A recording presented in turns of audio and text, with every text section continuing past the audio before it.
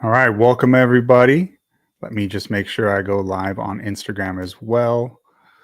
1 second here and waiting for this to update. And we are live. Okay, cool. All right, welcome everybody. We are live on Instagram, let's see, are we on Facebook? No, I did not put it on Facebook. I'll put it on Facebook at some point. We are live on Instagram, X, YouTube, and I also need to connect the Rumble. I've been neglecting that. But we are live on Instagram, X, YouTube, and this will be streamed later as a podcast, the audio. So we are set. Let me set my timer here. Okay, let's get into it. Welcome to Prophecy and Politics. I am your host, Joshua Fontanilla. So right up front, let me tell you what we're going to do. I'm going to start a new format here with these lives and these videos, and eventually what will be a podcast. We're going to discuss prophecy and politics, the topics that you're not supposed to discuss, which are the interesting things, right? You're not supposed to. You're told in polite company, don't discuss religion, don't discuss politics. But I find that that's the only interesting stuff to talk about. What do you want to hear about? The weather? I'm not interested in the weather, right? Even though we live in Florida and the weather is a lot more interesting than it was when I was on the Central Coast in California. It's boring, right? Let's talk about things that are interesting, things that matter. And so we're going to discuss prophecy and politics. And basically what that means is we're going to look at current events in the light of Bible prophecy. This is not just another news show. If it was, you could go to plenty places to get that, to just get the news. But what I'm going to do is I'm going to share with you the major events that are going on today and how it relates to the stream of Bible prophecy. And in doing, you're going to get a behind the scenes, what is actually happening. There's one thing, to know what the news is what the current events are. It's another thing to know, what does it actually mean? And what does this have to do for believers in these last days? So that's what we're going to do. Our topic today is, it's a long title, which, by the way, I'll discuss the segment. Let me give you the title here first. You can see it on the screen there. The Big Beautiful Bill, Hyperinflation, and the Mark of the Beast. Believe it or not, I'm going to try and get all this done in 20 minutes. So we're going to discuss the new Big Beautiful Bill that just passed through the House of Representatives. Trump and Speaker Johnson backed this, and then it will go to the Senate. It hasn't passed the Senate yet, but it looks like it probably will in some form. Don't misunderstand me right up from the beginning. I am not saying that the Big Beautiful Bill is the mark of the beast or anything like that. Please do not misunderstand me. That's not what I'm saying. But we are going to discuss hyperinflation, and we are going to discuss endless, reckless spending on the part of the federal government. And it's not just this bill. It's not just this administration. It is a pattern that has happened for decades, and I don't see any hints that it's going to change anytime soon. We thought it maybe would when Doge was enacted at the beginning of this administration, but this Big Beautiful Bill, well, it doesn't follow through on the promises of Doge. So we're going to look at the mark of the beast. We're going to relate this to hyperinflation. We're going to discuss what that is. That's the idea. Now, this new format, what I'm going to try and do is I'm going to try in 10 minutes. And let me reset my timer here. I'm going to try in 10 minutes to cover one topic or one segment. And our first segment will be the Big Beautiful Bill and hyperinflation. And then in the next 10 minutes, the mark of the beast. That's what I'm going to do. I'm going to try and give you two, maybe in some of these shows, we'll do 3 segments. Each one will be 10 minutes, at the end of which there'll be a summary. which I will turn into a short to summarize the whole topic.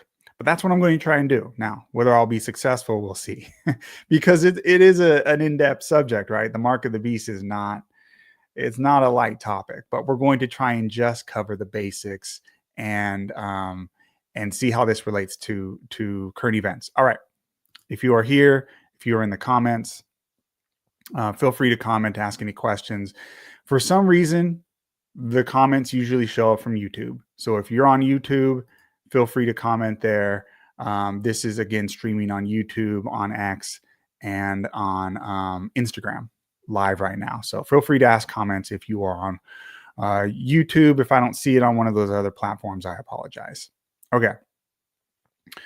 And if you do comment on one of the other platforms, I'll respond to you later. All right. The big, beautiful bill, hyperinflation. So let's get right into it. The big, beautiful bill, which, if you don't know, is the new massive, everything goes in it kind of bill. And the reason why the Trump administration is doing this is because basically it's like a reconciliation bill, which, don't worry about the key terms and all this, the technical terms. It just means it's a trick in Congress that they use when they don't have a ton of votes to get everything done with just a simple majority vote.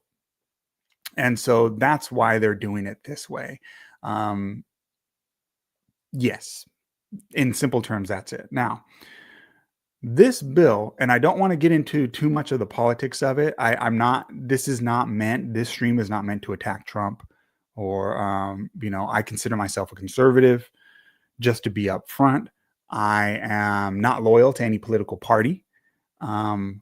But I'm a Christian, and I view everything from the perspective of being a conservative Christian. And what that means to me is I adhere to the ideals of the American Republic because I feel that they were founded on the Bible: freedom of speech, freedom of religion, free markets within the country, no dictatorship, all that good stuff.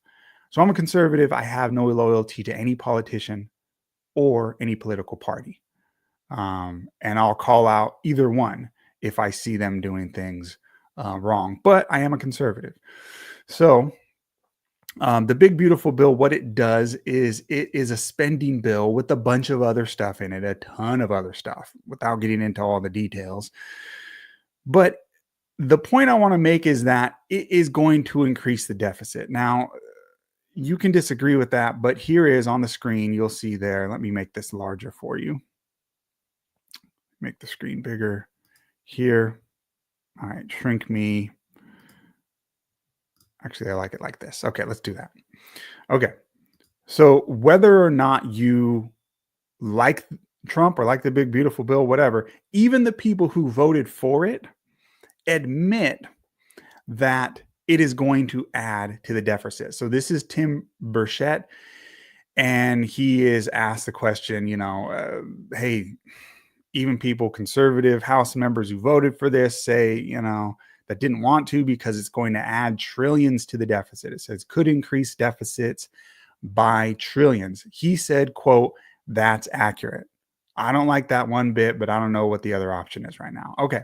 So even people who voted for it agree, yeah, it's going to add trillions to the deficit. Some estimates are $20 trillion to the deficit over the next 10 years. That's a lot of money. Trillion with a T.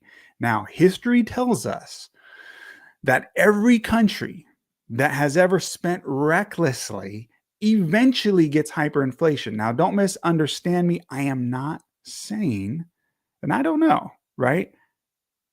I don't know if it's going to be because of this bill or some other bill in the future. I don't know. Maybe this one will be fine.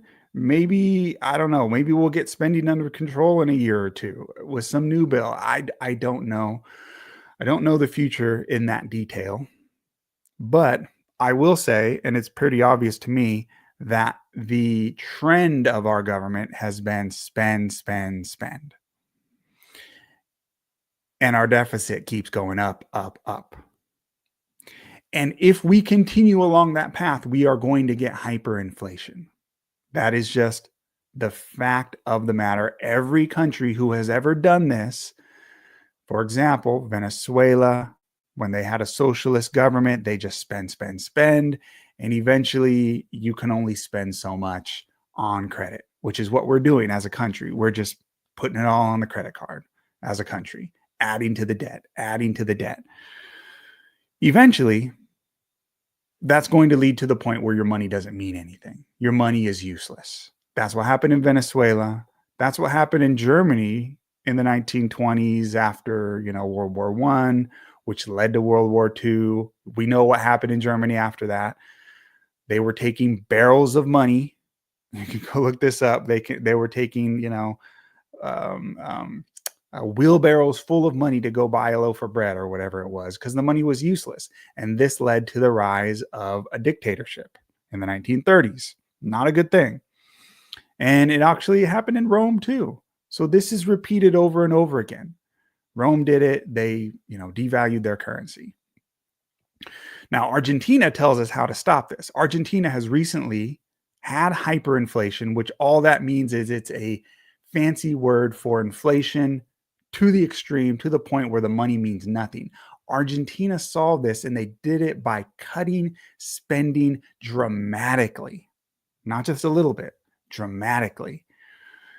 And they did it while getting rid of regulations and so forth. And so the economy grew. It worked in Argentina. Didn't work in Greece because they didn't do the cut regulations part. So their economy didn't grow. They cut spending, but not enough. You have to do something extreme like what Argentina does to stop this. I don't see our government doing that. We are spending. To give you a simple analogy of, imagine your own family. This is, your own family budget. Taxes is the income from the government, right? For the government. Taxes is how they get income. So we are right now, the Trump administration is wanting to cut taxes. Okay, so that would be the same as if you were to take a pay cut at your job, right? Very simple analogy. I know there's going to be some people, no, it doesn't quite work exactly like that. I know, simple analogy. Just follow with me here for a second. Cutting taxes in some ways is similar to taking a pay cut at your job. You're going to bring home less money, right? Okay. So what happens when you do that? Let's say you got fired from your job and you took another job where you had a pay cut. Normally, what you and I would do is we would cut our spending at the same time. The only other option is put the spending on credit cards. So what we're doing here in America is we're saying, let's take a pay cut for the government, cut taxes, cut the income, but we're not going to cut spending. We're going to keep spending levels the same. If you or I did that, we would go into debt. And that's what's happening with the US government. We're going to go into more debt. Some say 20 trillion. So this is Thomas Massey, and he says the big beautiful bill will add 20 trillion of federal debt over 10 years. And that's according to the authors of it. So people don't get mad at me for saying it's going to add to the debt. The authors of the bill said, yeah, that's what it's going to do. The trick part, and this is what makes it even worse, is the tax cuts, which again is like getting a pay cut at your income. They're going to do that right now. So they're going to take the pay cut at the income. The spending cuts that they did do some spending cuts in the bill. Those are in the future. Those are in the future for another Congress. So let's say, for example, in the midterms, the Democrats win. They could just reverse those. So the income goes down, but the cutting the budget, cutting the spending, that might not ever happen because that's in the future. Again, they're doing the income part right now, but they're going to do the other part later, which means maybe it won't even happen, right? Okay. What does this mean? And again, you can agree with Thomas Massey or not. You can like him, not. That's not the point here. What's clear to everyone is this is going to raise the debt. This is spending, spending, spending. What happens when you do that? Let's go back here. Money becomes, that's a typo there. Money becomes useless. That's what I meant to say. Money becomes useless. Society collapses. If money is useless, imagine what that would mean. Immediately, it would mean society collapses. That leads to mass starvation, and it would eventually lead to a dictatorship. The only way to make things work, let's say you no longer were motivated to work by getting a paycheck because your paycheck doesn't mean anything. So people stop working. So nobody goes to work and makes the stuff we need or the food we need to eat, right? And so when everyone stops working because the money is useless, now you have mass starvation and nobody knows what to do, right? The only way out of that chaos that would happen would be dictatorship. And that's what's happened in history when those kind of things happen. Now, there's another option. The dollar becomes useless. What's the other option? You bring in a digital currency. Digital currency. They're already talking about that. It could be some kind of like Bitcoin, right? Think Bitcoin. It could be some kind of new government version of Bitcoin or something like it, a digital currency. But if you were to bring that in, that could easily lead to, or would, it's guaranteed basically, what they have in China, where everything you do is monitored. Because imagine a digital currency that's created by the government. And they say, this is your new dollar. The old one doesn't mean anything. This is the new dollar. And here's our new digital currency. Wipe the slate clean with the old one. We'll start with this new digital currency. Now everything you do is digitally able to be monitored. And so you can social credit scores like what they do in China, where they just turn off your ability to make certain purchases, easily restrict it. Boom, you're done. You can't buy this. Oh, you want to buy food? That's okay. But you can't buy a plane ticket to leave your area because your social credit score is not good enough, right? So you can easily see how a digital currency could lead to this control situation. And that's all the mark of the beast is in simple terms. It's the idea that the government is saying who is allowed to buy or sell, who's allowed to participate in the economy. All right, let's summarize. Hyperinflation, well, reckless spending eventually leads you to the point where the dollar means nothing. You can't print forever. Eventually, the dollar means nothing. That could lead to hyperinflation, and it could lead to a digital currency.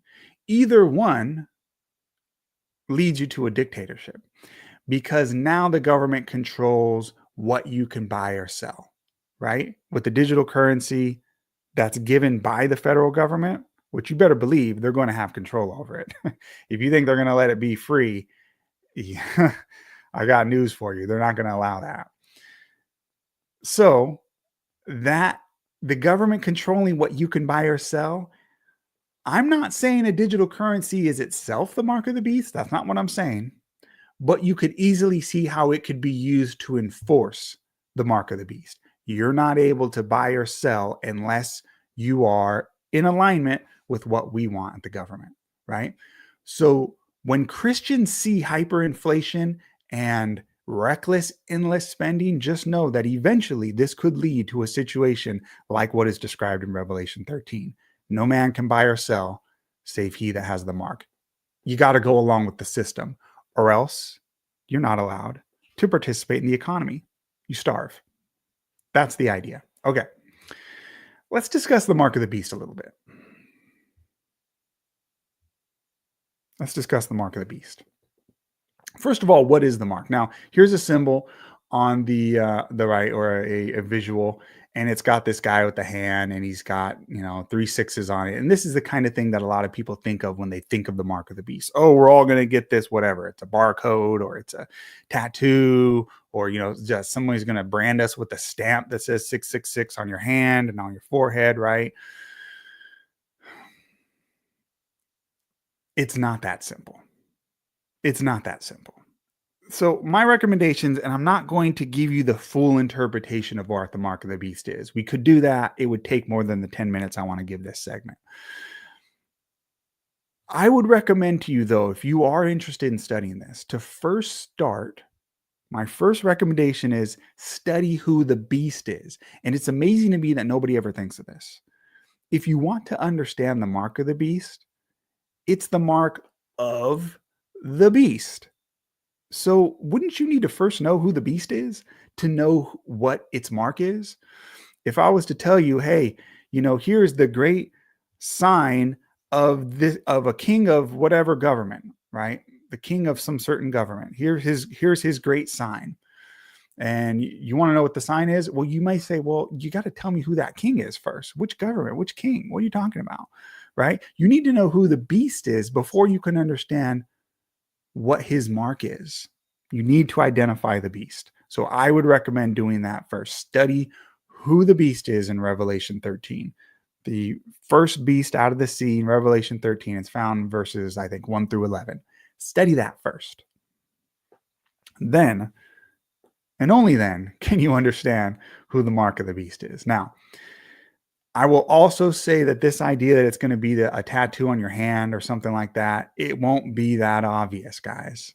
It will not be that obvious. Revelation, the book of Revelation is full of symbolic language all over the place. All over the place, it's symbolic language. Jesus is described as a lamb who is covered with eyes everywhere. And it's, I mean, Jesus is not literally a lamb. That's a symbol, right? He is the Lamb of God. He died for us like a lamb sacrifice, but he is not literally a lamb, right? Just to give you one example.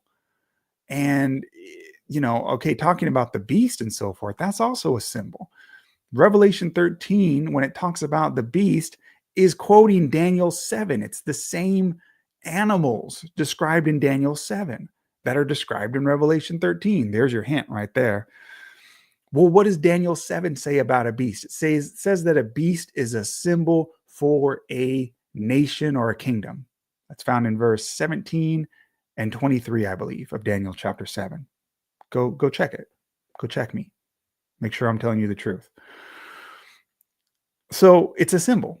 A beast is a symbol for a nation, a kingdom, just like we do today when we use a mascot to represent a country, right? Bald eagle symbolizes America. Panda symbolizes China, or you can use a dragon to symbolize China, and so forth. Different countries are symbolized by different beasts or animals. Just a word for an animal, right? That's a beast. So it's symbolic. Don't think this idea, well, it's going to be a tattoo on your hand. Don't misunderstand me. If the government comes to you and says, hey, you have to take a tattoo on your hand or on your forehead or put a chip in your hand or on your forehead, or we're not going to let you buy or sell, don't do it. I'm not saying, oh, that's no big deal. Don't misunderstand me. Don't do it. I wouldn't do it, but I don't believe that's the mark. I don't believe that's it. I don't think it'll be that obvious. And the other reason why is the key in this chapter is deception. It won't be obvious. It's going to be deception. Deception and worship, false worship. So if you read Revelation 13, go read the whole chapter. You'll see the word deceived over and over again. The beast deceives the world, right? They're tricked into doing this. They think they're doing something right. They're tricked into it. And the word worship is found 7 times in Revelation 13 and 14. But it's false worship. Okay? So you're being tricked. That's the idea here. It won't be obvious. You're going to be tricked. All right. Now let's talk a little bit more about exactly what the verse says. So Revelation 13, verse 17, well, it's 16 through 18 really is the key passage. And this is in the King James, forgive the these and thous, but you can understand it. I'm going to go with this because it's on the screen.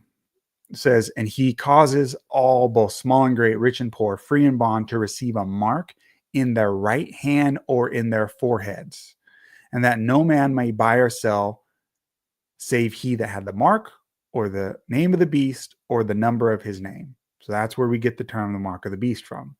And then it says, here is wisdom, let him that has understanding count the number of the beast, for it is the number of a man, and his number is 666, or 666.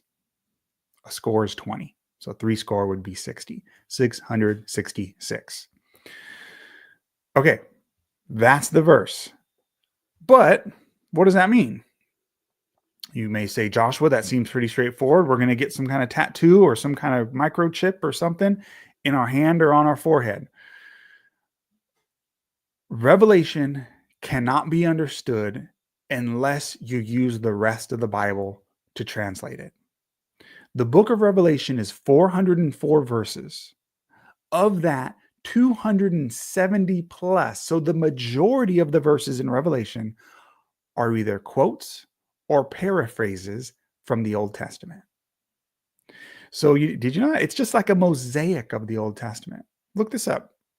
You'll find it you'll find it online. You'll see it's everywhere. If you have one of those reference Bibles that gives you the references after each verse, you'll see it's all over the place in Revelation. It's quoting the Old Testament, quoting the Old Testament, quoting the Old Testament.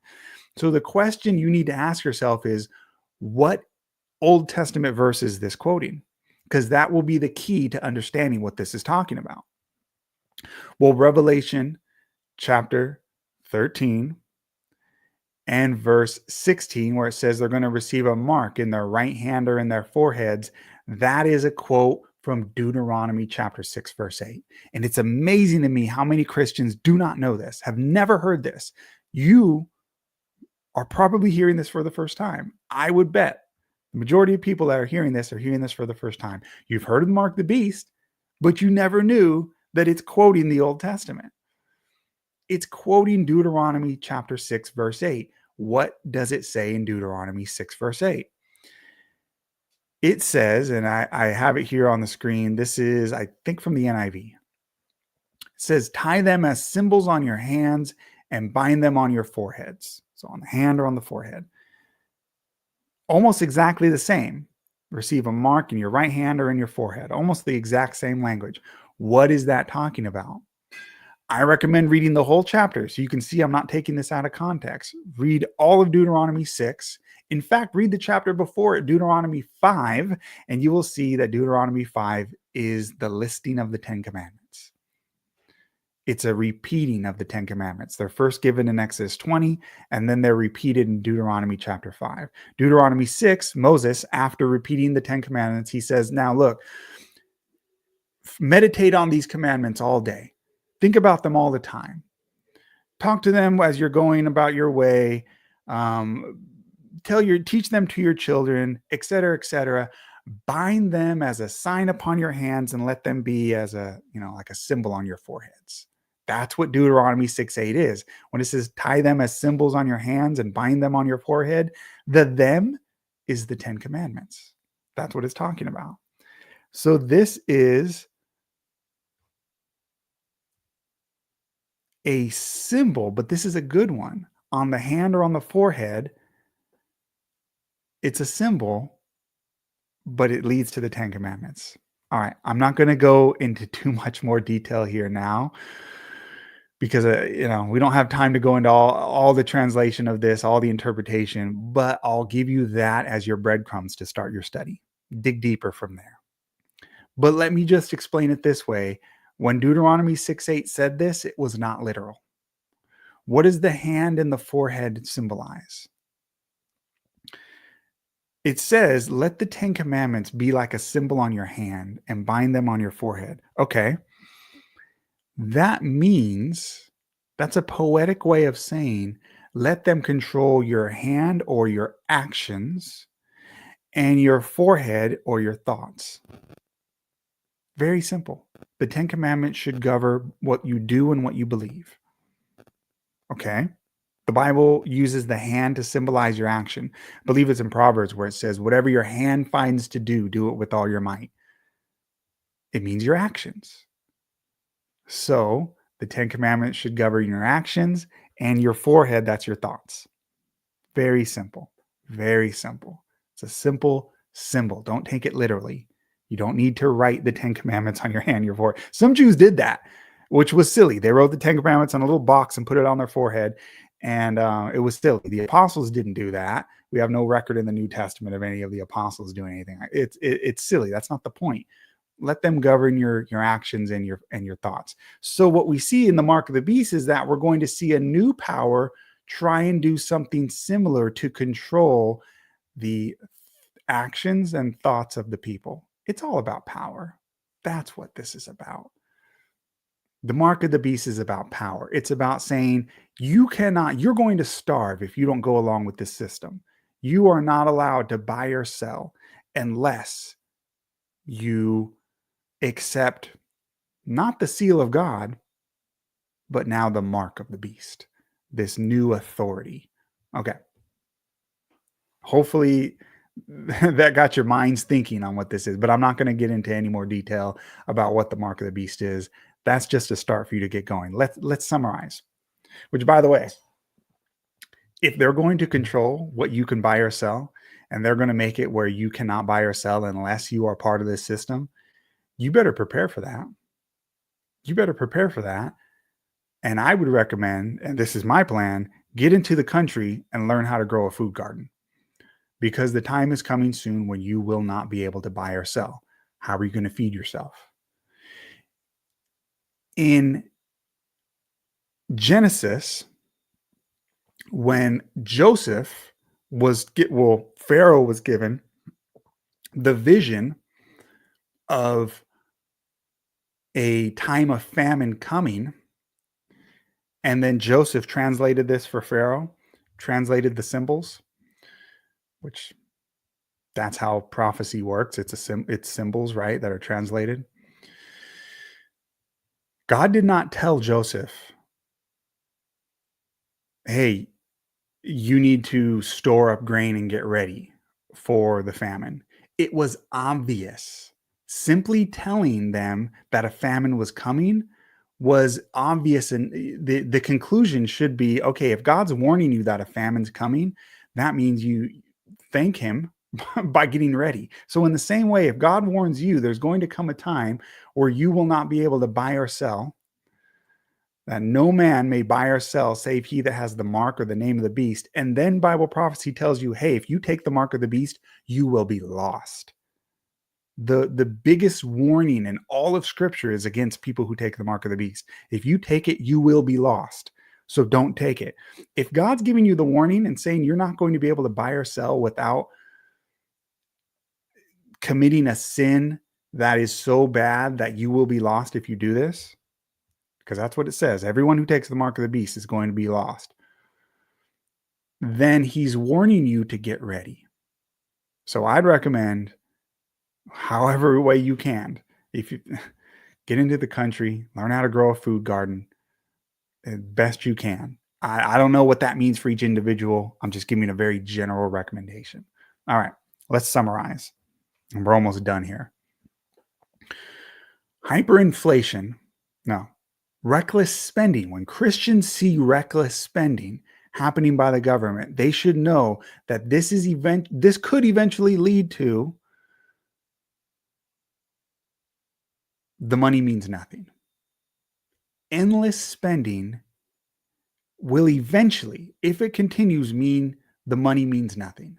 That could easily turn into a government-controlled digital currency where they could shut off your ability to buy or sell. And we could easily imagine a mark of the beast situation happening from that. You're not able to buy or sell unless you have the mark of the beast. I am not saying that the digital currency is the mark of the beast, but it could be used to enforce that. And so I'd recommend preparing beforehand. Best way you can, get to the country, grow your own food, grow a vegetable garden. That's what I'd recommend. That's what I'm planning on doing. So as Christians, as we see these things happening, we should take it as a warning. I'm not saying it's going to happen tomorrow. I'm not saying it's going to happen just from this one bill. But eventually, if we continue on this path, that's the direction we're heading, where the money means nothing. And the only way you get out of that chaos of collapsing society, because a dollar means nothing, is a dictatorship. And we could easily see a mark of the beast situation coming out of that. Okay. That's what I wanted to discuss today. I did not quite stick to my 10 minutes for each topic, but I got close. So I'm going to continue to strive to keep each one of these topics under 10 minutes. The big, beautiful bill, hyperinflation, the mark of the beast. There's so many topics that we could look at. I mean, just looking at the news. But again, I'm going to try and give you the things that are related to Bible prophecy. So please like, share, subscribe this video to the YouTube channel. Share this video, like all that good stuff. I'm also going to be posting the audio on Apple Podcasts, Spotify. You can listen there as well. And I'm going to try and do these once or twice a week. That's the goal. And they will also be broken up into shorts and shorter segments on the YouTube channel. Follow on X and on Instagram as well. Thank you guys, and hit me in the comments if you have questions or if you have a topic you'd like me to discuss next time.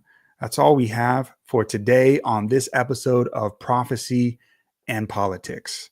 God bless you, and we will see you next time.